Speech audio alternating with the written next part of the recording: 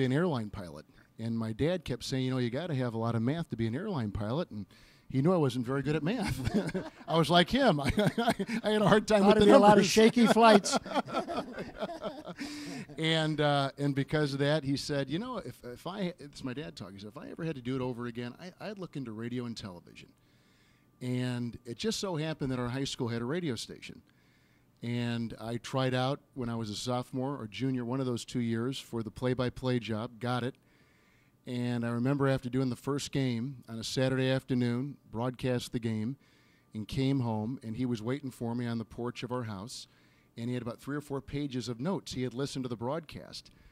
And from that point on, I've always taken, even back to those early days when I was 15 years old, you know, some of the things that he noticed then that I even remind myself of now. And so he was a great compass in terms of you know, how I should get started, and some helpful hints as I was getting started.